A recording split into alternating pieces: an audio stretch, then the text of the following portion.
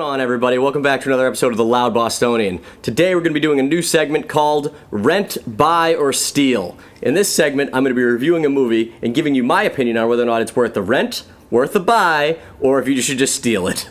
Today's movie we're going to be reviewing is Tag. Tag is a comedy movie starring Ed Helms, Jon Hamm, Jeremy Renner, and the guy from that show, The New Girl, whose name I do not know off the top of my head. Anyways, this comedy is very simple. It's based on a true life story, not quite to the extreme of the movie, obviously. All true life inspired events are always just a little more over the top when you see them on film. Of a group of friends who, over the course of their lives, have played a continuous game of tag. The movie picks up in the same fashion. It shows flashbacks to these kids playing tag when they were children, and that it continues into their adult lives.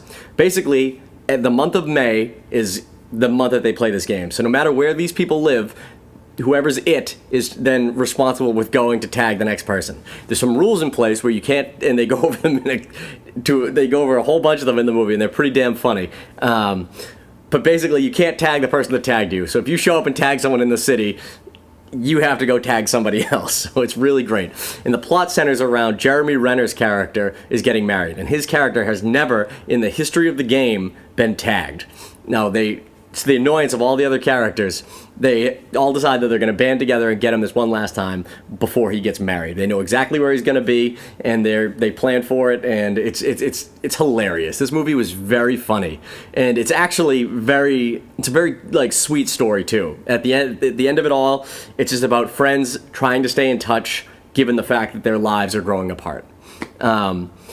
I really, really enjoyed this movie, and it hits you with some emotional stuff at the end of it that you do not see coming, and it was really good. This is one of those sleeper comedies that just really like drive home that like true comedies can still be put out there, because you know every once in a while you get a slew of comedies that are just mediocre at best, and I really enjoyed this one. I really liked the story. I put this up there with in the same realm that I would put like Game Night, which came out last year. That was a very good film, and this one is very similar. It's just a good group of friends, good actors, and you get comedy from some surprising people. Like Jon Hamm isn't somebody I would think of immediately as being like, super funny, but he has some really great moments in this movie, and it's all about the dynamic between the friends. You actually buy that they're a true group of friends, which I really appreciated, and all of them are different places in their lives and doing different things, and just the way that they, without fail, like come together to do this game that they do all the time.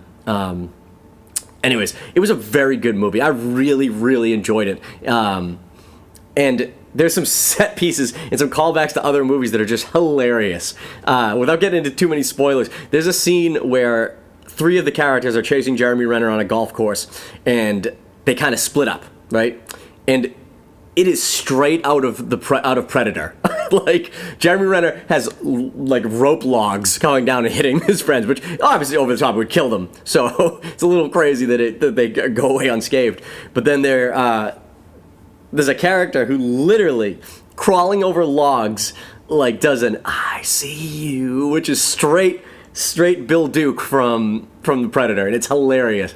And I can't even go. I don't want to get into too many spoilers because this movie was so goddamn funny. But the jokes are on point, and the character dynamics are excellent. And honestly, it was very good. I rented this movie personally, and I feel like I did not waste money at all. Now, let me give my final verdict here. I personally believe that this movie is absolutely a rent quality. I don't know if it's good enough for me to buy, because I feel like, as much as I enjoyed it, it's not a repeat viewing movie. This is a movie where down the line, if it's free on demand, after you've paid to rent it, which I totally think is justifiable paying to rent this movie, then it's something that I would wait to see again when it's available on like a Netflix or an Amazon Video. But as far as owning it, I don't feel the need to actually own this movie. But it was very good. It's definitely worth your time.